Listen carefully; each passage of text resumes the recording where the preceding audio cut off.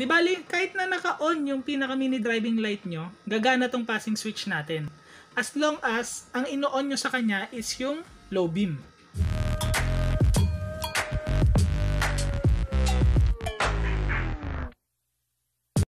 Hello, good day mga boss. Kaya ulit ng DIY Kurips.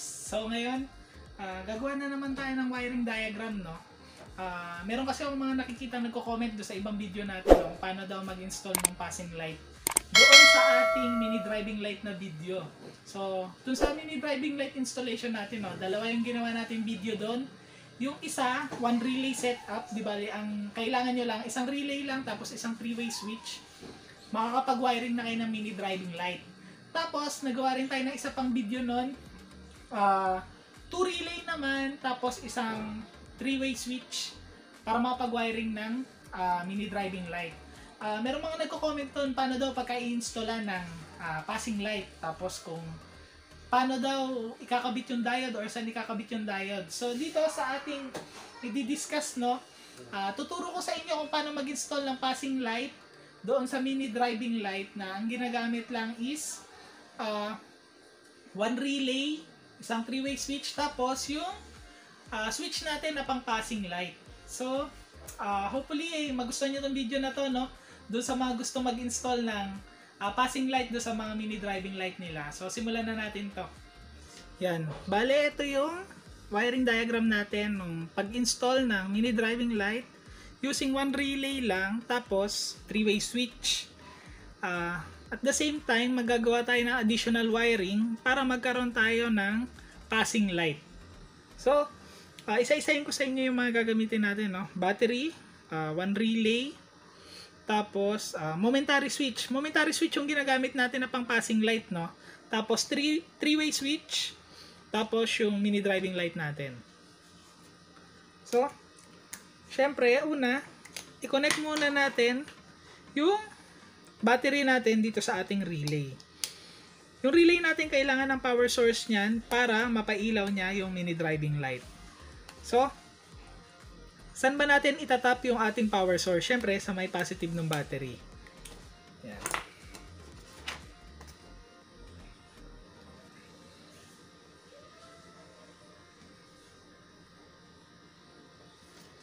Di bale doon sa ating relay, yung terminal 30 yung itatap natin sa positive ng battery. Yan. Syempre, kailangan may fuse dito. Yan.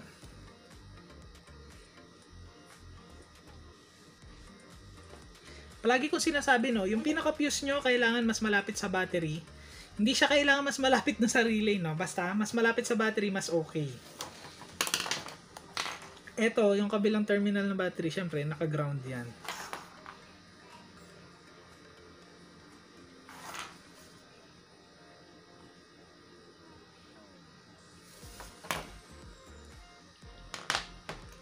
Di bali, meron na tayong power source, no, dito sa relay. So, yung power source natin, lumalabas yan dito sa terminal 87 ng relay. Saan ba natin i-connect itong terminal 87 ng relay? Syempre, dito sa ating 3-way switch. Dito yan sa may gitnang terminal natin i-connect.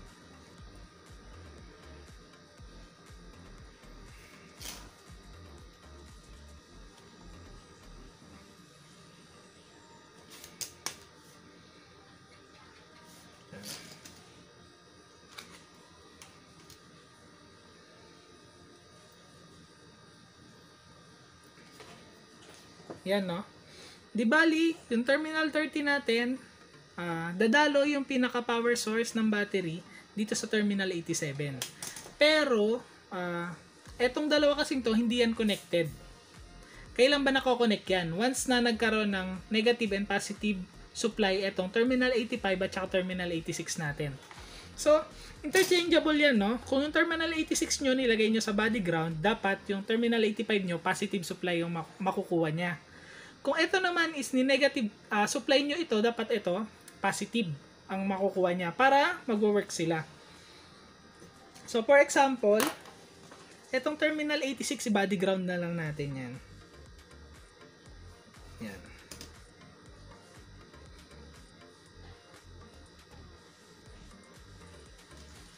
Yan.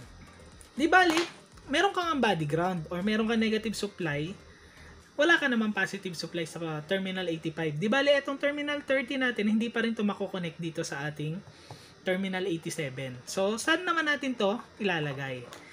Iko-connecta natin to sa accessory wire. Di bali, ito sa accessory wire. Ano ba yung ibig sabihin ng accessory wire? Ito yung mga wire na nagkakaroon lang ng power or positive power once na nilagay mo na sa on position yung susian mo. Pero pagka naka-off position, yung pinakasusian mo, ito wala tong power. So, ngayon, explain natin, no? Di bali, kumuha tayo ng positive supply dito sa battery, positive. So, nasa terminal 30 siya. Tapos, etong terminal 87, dito lumalabas yung positive supply. Kukonekta natin yan dito sa ating 3-way switch, dun sa pinakagitnang terminal. Or yung tinatawag din ng iba na off, no? Kasi pagka hindi mo pinipindot yung 3-way switch mo, naka-off siya. Pero actually, meron pa rin dumadaloy na power dyan. Kaso nga lang, hindi kasi siya connected dito sa dalawang terminal. Nakokonekta lang siya dyan pagka pinindot nyo na. Pero itong dalawa nga, kasi hindi naman yan connected, kailan ba nakokonect yan? Pagka nalagyan ng positive and negative supply, itong terminal 85 at saka terminal 86 natin, no? Di bale, interchangeable yan. Yung terminal 86 nilagay na natin sa body ground. Di bale, yung terminal 85 nilagay natin sa accessory wire. So, pagka nilagay nyo na sa on position yung pinakasusian nyo, ngayon, makukonekta na yung terminal 30 dito sa terminal 87. Magkakaroon na ng power yung switch natin. Yan. Meron na siyang power. Pero syempre, hindi pa lang siya dumadaloy kasi nga hindi pa natin pinipindot yung pinaka-switch natin. Di bale, dito sa ating mini driving light, madalas yan 3 wires yan, no? Negative, tapos yung high beam, tapos yung low beam. Gagawin nyo, for example, ito, kunyari ito na yung negative, no? Pagsamahin nyo na yung negative ng dalawang mini driving light nyo. Yan. Pagsamahin nyo na yan, lagay nyo na sa body ground. Tapos, pagsamahin nyo rin yung dalawang high beam. Yung pinaka mini driving light nyo. Tapos, yung dalawang low beam din, pagsamahin nyo na.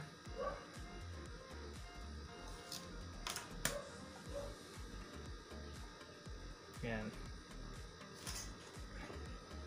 Di bali, pagka nilagay nyo sa ACC yung susian nyo, makukonekta na yung terminal 30 dito sa ating terminal 87. So, yung terminal 87 natin, magbibigay na siya ng power dito sa ating switch. Kaso nga lang, yung pinaka-power niya, stagnant. Kumbaga, nasa kanya lang. Kasi hindi pa natin pinipindot yung pinaka-switch. Di bale, itong mini driving light natin, meron yan high at saka low beam. Gagawin nyo, pagsasamahin nyo lang yung dalawang high beam. Yan. Tapos yung dalawang low beam, pagsamahin nyo na rin. Tapos, i-connecta nyo lang sila, tig isang terminal lang dito sa ating 3-way switch. Ito. Kunyari, itong taas na terminal, ito na yung high beam natin. Tapos, itong babang terminal, ito na yung low beam natin. Yan. Di bali, naka-on na yung susian natin. May power na yung pinaka-switch. Once na pinindot nyo yung taas, ang mangyayari, yung kuryente dito sa gitna, dadaloy na siya papunta sa letter H or dun sa high beam natin. Since na malalagyan na ng positive supply yung ating mini driving light, iilaw na yung high beam niya. Kasi meron naman siyang negative, no? Naka-ground na rin. Pero halimbawa naman, yung pinaka mini driving light natin, pinindot nyo yung baba. Di ba ang mangyayari? Yung power na nasa gitna, dadaloy na dito sa baba, which is yung low beam naman natin. Yan. Di bali, iilaw na yung low beam natin. Ngayon naman, ang gagawin naman natin, mag-i-install na tayo ng passing light. Ang passing light natin, momentary switch ang ginagamit doon. So, ano ba yung momentary switch? Ang momentary switch ay yun yung pagka pinindot mo, gagana yung pinaka-current or magkoconnect yung current. Pagka binitawan mo, madi-disconnect din agad. Ito, sample ito na hindi momentary switch. So, wala kasi akong momentary switch, no? Ito, hindi to momentary switch. Tignan nyo. Pagka pinindot ko, yun, no? Naglalak siya. Pagka pinindot nyo ulit, nag-unlock. So ito, hindi to momentary switch. Pagka momentary switch kasi, pagka pinindot nyo, naka-on, pagka binitawan nyo, nag-o-off na agad yon. So, ayun yung pinagkaiba ng momentary switch versus dito sa mga ganitong switch na madalas natin nakikita, no? So, maglalagay na lang ako sa video ng sample ng momentary switch. Momentary switch yung ginagamit natin dito sa passing light, no? Di bali, ang momentary switch kasi, dalawang terminal din yan. Di bali, ang isang terminal, ang gagawin nyo, i-connecta nyo dito sa terminal 87. Yan.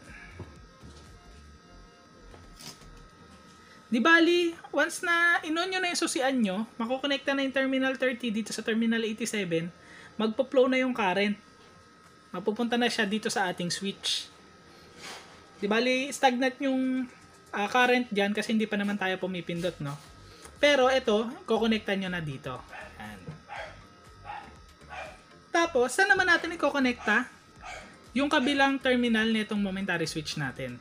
Siyempre, pagka nagpa-passing light tayo, sa high beam natin siya kinokonekta, no? So, ang gagawin nyo, kukonektan nyo na siya dito sa may high beam natin. Yan.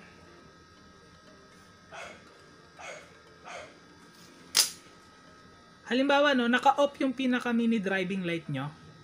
Gusto nyo mag-passing light, edi pindutin nyo lang yung momentary switch nyo. Ang mangyayari dyan, dahil meron na siyang power na nanggagaling dito, pagka pinindot nyo, magkokonekta yung dalawang terminal, dibali madediretso na siya dito sa ating high beam. So, magpa-flash yung pinaka-mini driving light nyo. Pagka binitawan nyo yung momentary switch, mag-off ulit yan, madidisconnect yung linya, mamamatay yung high beam nyo. Di bali, kahit na naka-on yung pinaka-mini driving light nyo, gagana tong passing switch natin. As long as ang ino-on nyo sa kanya is yung low beam. So, pagka naka-low beam yan, pwede kayo mag-passing.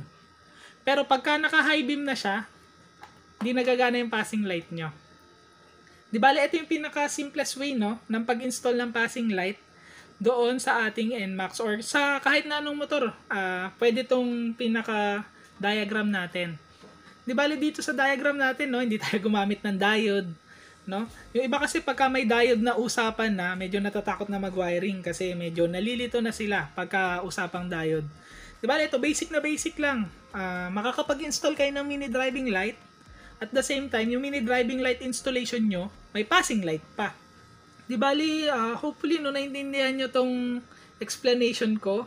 Ito na yung pinaka-simplest way ng pag-explain na kaya ko. So, kung may question kayo, mag-comment na lang kayo dun sa video natin. So, hindi ko napapatagalin to, no? Tatapusin ko na to. God bless sa ating lahat. Ride safe!